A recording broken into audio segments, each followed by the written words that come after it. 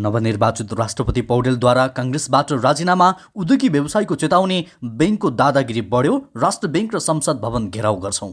विप्लवको चेतावनी, माओवादी भरभराउँदै उठ्यो भने सबै षड्यन्त्र खरानी हुन्छ। ठेकेदारलाई मन्त्री स्ट्रेसको चेतावनी, छलछाम गर्ने दिन गए, अल्पत्र योजना टुलु हेरेर बस्दिन। अहिलेको सरकारमा सहभागी हुने सोच छैन। राजेन्द्र लिङदेलको भनाई, आगामी भदौदेखि कृषि औजार कारखानाबाट व्यावसायिक उत्पादन सुरु हुन्छ। महावीर पुनको भनाई, मालिका गाउँपालिकाले उत्कृष्ट लोगो बनाउनेलाई 25,000 रुपियाँ दिने, अब राष्ट्रपतिको सवारीमा सडक खाली नगराइने मुद्दाले झस्किएका प्रचण्डको अबको रणनीति के हुन सक्छ त? इरान र साउदीले हात मिलाउँदा मध्यपूर्वमा हलचल किन झस्कियो अमेरिका? तेह्रथुमको छाते ढुङ्गामा भएको आगलागीमा 4 घर नष्ट, आरोहण मार्ग बनाउन सुरु। उपराष्ट्रपति निर्वाचनमा तितरबितर भयो गठबन्धन, 4 जनाकै उम्मेदवारी कायम, देशलाई युक्रेन बनाउन लागिएको हिसिला एमीको टिप्पणी, चिनिया गैर कानुनी गतिविधिले नेपालमा भारू सस्तियो, लिनै मान्दैनन् व्यापारी लगायतका आज दिनभरका केही चर्चामा रहेका महत्त्वपूर्ण खबर अपडेटहरू आजको यस भिडियोमा। दर्शकवृन्द नमस्कार अनि हार्दिक स्वागत छ। आज पनि केही महत्त्वपूर्ण खबर अपडेट लिएर म सन्तोष उपस्थित भएको छु। पुरा समाचार महत्त्वपूर्ण भएकाले अन्तिमसम्म हेरी हाम्रो हौसला स्वरूप भिडियोमा एक लाइक गर्दै सक्दो सेयर गर्न नबिर्सिनुहोला। साथै यति बेला कुन ठाउँबाट भिडियो सामग्री हेर्दै हुनुहुन्छ तलको कमेन्ट बक्समा जानकारी गराउन पनि नबिर्सिनुहोला। समाचारको सुरुमा नयाँ नियमको प्रसङ्ग। गृह मन्त्रालयले सवारी व्यवस्थापन सुरक्षा कार्यविधि परिमार्जन गर्ने भएको छ। अति विशिष्ट र विशिष्ट पदाधिकारीको सवारीका कारण सडकमा हुने अवरोध र सर्वसाधारणले झेल्दै आएको समस्याका कारण बढ्दो जनआक्रोशलाई दृष्टिगत गर्दै कार्यविधि परिमार्जन गर्ने तयारी गरिएको हो। मन्त्रालयका प्रवक्ता एवं सहसचिव जितेन्द्र बस्नेतले राष्ट्रपति, उपराष्ट्रपति, प्रधानमन्त्री लगायतको आवतजावतका समयमा हुने अन्य सवारी साधन रोकावटका कारण सर्वसाधारणले अनावश्यक दुःख र शास्ति झेल्नु परेपछि आम जनस्तरमा आक्रोश बढेकाले कार्यविधिमा आवश्यक परिमार्जन गर्न प्रस्ताव मन्त्री परिषदमा स्वीकृतिका लागि लैजाने तयारी गरिएको बताए। नवनिर्वाचित राष्ट्रपति रामचन्द्र पौडेलले पनि आफ्नो सवारीका कारण सर्वसाधारणलाई कुनै दुःख कष्ट नहोस् र अनावश्यक तामझाम गर्नु आवश्यक नभएको भन्दै सोही अनुसार व्यवस्था गर्न गृह मन्त्रालयका पदाधिकारीहरूलाई निर्देशन समेत दिइसक्नु भएको र सोही अनुसार कार्यविधि संशोधन गर्ने तयारी भएको प्रवक्ता बस्नेतले बताए। उनले भने कार्यविधि संशोधन छिटै हुन्छ, त्यसपछि विशिष्ट पदाधिकारी सवारी समयमा सर्वसाधारणले दुःख झेल्नु पर्ने छैन। उहाँले विशिष्ट पदाधिकारीको सवारीलाई राजकीय सवारी, कार्यालयको सवारी, निजी सवारी, औपचारिक सवारी र अनौपचारिक सवारी भनी सवारी परियोजनाका आधारमा सवारी व्यवस्थापन तयारी गर्न लागि जानकारी दिएका छन्। त्यस्तै अर्को समाचार, राष्ट्रपति रामचन्द्र पौडेलले नेपाली कांग्रेसको परित्याग घोषणा गरेका छन्। बिहिबार राष्ट्रपतिमा निर्वाचित भएका पौडेलले आइतबार कांग्रेसको सबै पदबाट राजीनामा दिएका हुन्। पार्टीमा वरिष्ठ नेताको रूपमा रहँदै आएका राष्ट्रपति पौडेलले सबै जिम्मेवारीबाट अलग भएको लिखित जानकारी गराएको कांग्रेस मुख्य सचिव कृष्णप्रसाद पौडेलले जानकारी दिएका छन्। नवनिर्वाचित राष्ट्रपति पौडेलले सोमबार दिउँसो 1 बजे शपथ गर्ने तयारी रहेको छ। त्यस्तै माओवादी धारका पार्टीहरूको संयुक्त पत्रकार सम्मेलनमा बोल्दै अहिले कुनै पार्टीको मात्र नभएर आजसँगै नेपाली जनताको अधिकार संरक्षण गर्नुपर्ने बताएका छन्। विप्लवले भने, हामी सडकमा सुत्छौँ, त्यो परिवर्तनलाई पनि फर्काएर 2047 सालमा लान खोजिँदैछ। त्यो कदापि स्वीकार हुन सक्दैन, त्यो समाधान पनि होइन। यो समाधान भनेको संसदीय व्यवस्था, दलाल व्यवस्था, पुँजीवादी व्यवस्थाले पनि टेक्न नसकेको नेपाली जनताको अपेक्षा चाहनालाई टेक्न नसकेको परिस्थिति हो। यसलाई अग्रगामी परिवर्तन गरेर वैज्ञानिक समाजतिर लानुपर्छ भन्ने हाम्रो दृष्टिगत छ। उनले थपे, हामी एकताबद्ध भएर जानुपर्छ, नेपाललाई अझै रूपान्तरण गरेर पुनर्संरचनातर्फ लैजाने सोच्नुपर्छ। त्यो भए मात्रै हामी सफल हुन सक्छौँ। हामी निराश हुनुपर्ने जरुरी छैन। आगोको भुग्रोमा अहिले दलालहरूले मट्टीतेल छर्किएको जस्तो छ। माओवादी भरभराउँदै उठ्यो भने, यो देशमा कम्युनिस्ट क्रान्तिकारीहरू एकताबद्ध भएर भरभराउँदै उठ्यो भने त्यो आगोको ज्वालामा सबै षड्यन्त्र खरानी हुन्छ, उनले भनेका छन्। त्यस्तै उद्योगी तथा व्यवसायीले बैंक तथा वित्तीय संस्थाको चर्को ब्याज दर विरुद्ध आन्दोलन गरेका छन्। आइतबार माइतीघर मञ्झलामा भेला भएर उनीहरूले विरोध जनाएका हुन्। आन्दोलनका क्रममा नेपाल राष्ट्रिय व्यवसायी महासङ्घका संस्थापक अध्यक्ष नरेश कटुवालले शान्तिपूर्ण आन्दोलन गर्दा सरकार र राष्ट्र बैंकले व्यवस्था गरेकाले अहिले पुनः आन्दोलन गर्नुपर्ने बताएका छन्। सरकारले व्यवसायीहरूका माग सम्बोधन नगरी झनै विकराल अवस्था आउने भन्दै उनले राष्ट्र बैंक र संसद भवन घेराउ गर्ने चेतावनी समेत दिए। कटुवालले भने, माघ 16 गति उद्योगी व्यवसाय मिलेर बृहत आन्दोलन गरेका थियौँ। हामीले धेरै सङ्घहरू बोलाएर आन्दोलन गरेका थियौँ, तर सरकारले बोलाएर छलफल गरेन, त्यसैले पुनः आन्दोलन घोषणा गरेका छौँ। बैंक तथा वित्तीय संस्थाको दादागिरी विरुद्ध हामीले आन्दोलन गरेका हौँ। उच्च ब्याजदर आतंकका विरुद्ध आन्दोलन गरेका हौँ। केही दिन केही दिन पछि नै बृहत आन्दोलन घोषणा गर्नेछौँ उनले थपे। ब्याङ्कहरूले दादागिरी देखाइरहेका छन्, यो मुलुकको लागि राम्रो पक्ष होइन। सरकारको ध्यान जाओस्, राष्ट्र ब्याङ्कको ध्यान जाओस्। यो विकराल अवस्था हुँदैछ। राष्ट्र ब्याङ्क र संसद भवन घेराउ कार्यक्रम हुन सक्छ, उनले चेतावनी दिएका छन्। राप्रपा अध्यक्ष राजेन्द्र लिङदेनले वर्तमान सरकारमा सहभागी हुने सोच नरहेको प्रश्न पारेका छन्। आइतबार पार्टी कार्यालय धुम्बाराईमा आयोजित पार्टी प्रवेश कार्यक्रममा लिङदेनले राप्रपाले सरकारलाई प्राथमिकतामा नराखेको र अहिले पनि सहभागी हुने सोच पनि नरहेको बताएका हुन्। वर्तमान सरकारलाई समर्थन गर्ने सम्भावना पनि कम रहेको उनले बताए। उपराष्ट्रपति निर्वाचनमा कसलाई मत दिने भन्ने विषय छिट्टै पार्टीले निर्णय गर्ने लिङदेनले जानकारी दिएका छन्। त्यस्तै यसअघि राष्ट्रपतिको निर्वाचन राप्रपाले बहिष्कार गरेको नभई राजनीतिमा क्रियाशील व्यक्तिले राष्ट्रपतिमा उम्मेदवारी दिएकै कारण कसैलाई पनि मत नहालेको जिकिर गरे। कार्यक्रममा कमल थापा नेतृत्वको राप्रपा नेपालका केन्द्रीय प्रवक्ता सुरेश आचार्य लगायतका नेता प्रवेश गरेका थिए। जब महावीरको प्रसङ्ग राष्ट्रिय आविष्कार केन्द्रले 2080 साल भदौदेखि वीरगञ्ज कृषि औजार कारखानाले व्यावसायिक उत्पादन थाल्ने दाबी गरेको छ। केन्द्रका अध्यक्ष महावीर पुनले आइतबार सामाजिक सञ्जाल फेसबुक मार्फत यस्तो जानकारी दिएका हुन्। उनले सानो परिणाममा मात्रै भए पनि कारखानाबाट उत्पादन थालिने बताए। अबको 6 महिनाभित्रमा सो कारखानाबाट थोरै मात्रामा भए पनि औजारहरू उत्पादन गर्न सुरु गरिनेछ, पुनले भनेका छन्।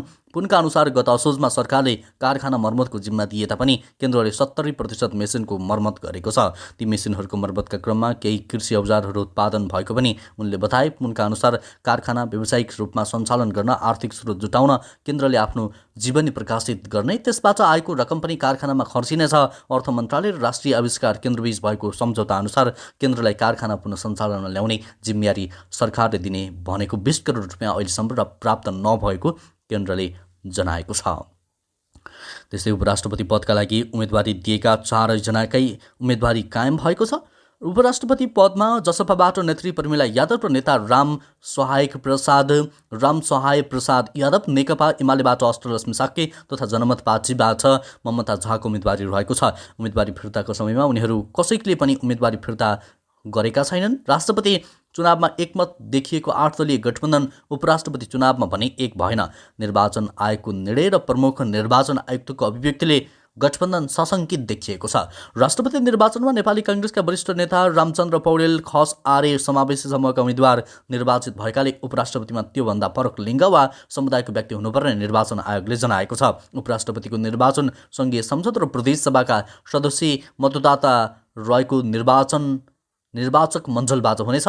उपराष्ट्रपति निर्वाचनमा मतदाताको सङ्ख्या सङ्घीय संसदतर्फ 332 र प्रदेशसभा सदस्य 550 गरी कुल 882 कायम रहेको छ। त्यस्तै नेपाल समाजवादी पार्टीको उपाध्यक्ष हिसिला एमीले शान्ति प्रक्रियामा बाँकी कामहरू सत्य निरूपण तथा मेलमिलाप आयोग र बेपत्ता पारिएका व्यक्तिहरूको छानबिन आयोग मार्फत नटुङ्ग्याएर देशलाई युक्रेन बनाउन लागि टिप्पणी गरेकी छन्। आइतबार माओवादी धारका 9 दलले आयोजना गरेको पत्रकार सम्मेलनमा बोल्दै उनले बृहत शान्ति सम्झौता र संविधानको मर्म अनुरूप नै शान्ति प्रक्रियाका बाँकी कामहरू आयोग मार्फत टुङ्ग्याइनुपर्ने बताएकी हुन्। उनले कार्यविधि शक्ति भएको प्रधानमन्त्रीमाथि मुद्दा लाग्नु, नेपाली जनता र परिवर्तनमाथि मुद्दा लागेको धारणा गरिन्। उनले भनिन्, यो काम यतिखेर नै किन महत्त्वपूर्ण छ भन्दाखेरि अहिले विश्व नै कोभिडबाट भर्खर उठेको बेलामा, आर्थिक मन्दी भइराखेको बेलामा यो क्षेत्र विश्वका शक्तिशाली देशहरूको एउटा सर्सेन्टेड क्षेत्र हुँदै गइराखेको स्थितिमा नेपाल विशेष गरेर 2 विचारधाराको बीचमा परेको यो देश यहाँ अब युक्रेन बाहिरबाट होइन भित्रबाट हुन लागेको छ, उनले भनेकी छन्।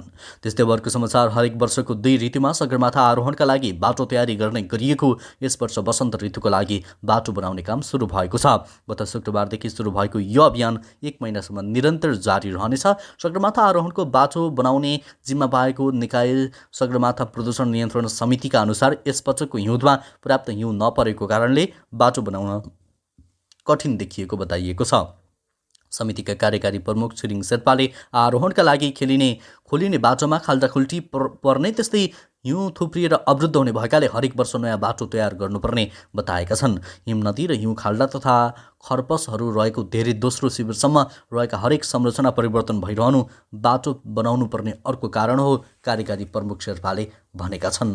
त्यस्तै भौतिक पूर्वाधार तथा यातायात मन्त्री नारायण काजी श्रेष्ठले राष्ट्रलाई नोक्सान हुने गरी निर्माण व्यवसायले गरेका कामको उपेक्षालाई टुलुटुलु हेरेर नबस्ने बताएका छन्। आइतबार काठमाडौँमा आयोजना गरिएको नेपाल निर्माण व्यवसायी महासङ्घको 24औं साधारण सभा उद्घाटन समारोहमा उनले ठेकेदारहरूले जिम्मा लिएको काम समयमै सम्पन्न नगर्ने गरेको पाइएको भन्दै असन्तुष्टि जनाए। आयोजनाको काम बीचमै अल्पत्र पार्नलाई कारबाही गरिने भन्दै समयमै निर्माण सम्पन्न नगर्ने कम्पनीसँग ठेक्का रद्द गर्न सक्नेतर्फ सचेत गराए। मन्त्री श्रेष्ठले भने 10 वर्ष अगाडि बिट गर्ने एउटा पुलको एउटा पिल्लर खडा गरेर बस्न मिल्छ। बाटोघाटो बुझाउन नपाइकन पर्सीदेखि चाल्नुपर्ने स्थिति पैदा हुन्छ, त्यो मिल्छ। हामी सबै मिलेर गरौँ न। तपाईँहरूलाई भुक्तानी दिन पनि नसक्दा फाइल पेन्डिङ भयो, न्यायोचित छ भने किन समय लगाइदिने, किन तुरुन्तै नगर्ने? राज्यले दुःख दिन पाए, लम्ब्याइदिन पाए अनि अलि के गर्न पाए हुन्छ भनेर राष्ट्रलाई जनतालाई नोक्सानी हुने गरी निर्माण व्यवसायले गरेका उपेक्षा छन् भने त्यसलाई म ठुलो हेरेर बस्न सक्दिनँ। अनावश्यक कारबाहीको प्रक्रियामा जानेछु, उनले भनेका छन्। त्यस्तै गुल्मीका मालिका गाउँपालिकाले आफ्नो प्रतीक चिन्ह लोगो बनाउनेलाई 25,000 रुपियाँ दिने भएको छ। गाउँपालिकाले आइतबार एक सूचना जारी गर्दै गाउँपालिकाको पहिचान झल्किने गरी लोगो निर्माण गर्न लागेकाले इच्छुक व्यक्तिहरूका लागि सार्वजनिक रूपमा आह्वान गरेको हो। लोगो निर्माण गर्दा गाउँपालिकाको नाम, नेपालको झण्डा, अनिवार्य गाउँपालिकाको पहिचान, विशेषता, भाव लगायतका विषय उल्लेख हुनुपर्ने सूचनामा उल्लेख गरेको छ। सूचना प्रकाशित भएको मितिले 21 दिनभित्र लोगो बनाएर खामबन्दी मार्फत गाउँपालिकाको कार्यालयमा पठाउनु पर्नेछ। छनौट समितिले उत्कृष्ट लोगो छनौट गर्ने र छनौटमा परेका डिजाइनकर्ताहरूलाई गाउँपालिकाले 25,000 रुपियाँ नगद पुरस्कार र सम्मानपत्र प्रदान गरिने सूचनामा उल्लेख गरिएको छ। लोगो सामूहिक रूपमा बनाउन नपाइने गाउँपालिकाले जनाएको छ।